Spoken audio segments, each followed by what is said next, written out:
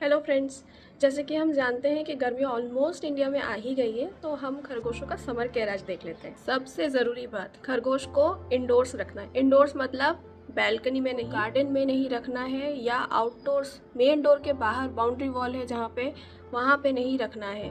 वो बाहर का टेम्परेचर वो खरगोश झेल नहीं पाता, उसकी तबीयत खराब हो जाती है। उनका बॉडी टेम्परेचर मेंटेन करना बहुत ज़रूरी है। ये उनका नॉर्मल बॉडी टेम्परेचर होता है। आप डिजिटल थर्मोमीटर से उसे चेक कर सकते हैं। उनको ठंडा पानी दें। ठंडा मतलब चिल्ड वाटर नहीं, नॉर्मल से थोड़ा सा ज़्यादा ठंडा पानी दें।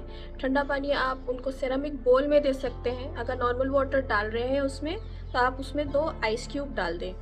अगर आपके घर में एसी या कूलर नहीं है, सिर्फ फ़ैन ही है, तब आप उसको कूलिंग टाइल्स दे सकते हैं। कूलिंग टाइल्स सेरामिक के भी आते हैं और मार्बल के भी आते हैं। तो एक पीस उसके लिए, एक खरगोश के लिए सफिशिएंट है।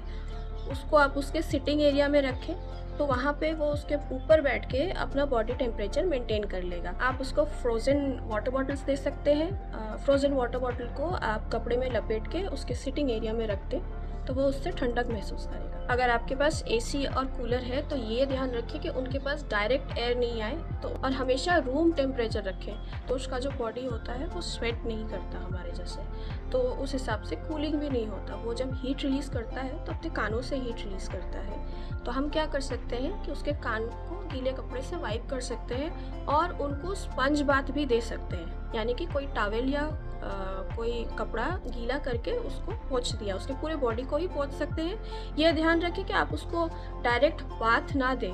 उनका diet through out the year same रहेगा। जो डाइट है, डाइट का परसेंटेज यही रहेगा। आप उनको गर्मियों के लिए थोड़ा थोड़ा ट्रीट्स दे सकते हैं, यानी कि तरबूज, वाटरमेलन, छोटे छोटे टुकड़े, 1-2 टुकड़े दिन में दिए पूरे दिन में, या खीरे के 3-4 टुकड़े स्लाइसेस जो होते हैं थोड़े थोड़े दिए।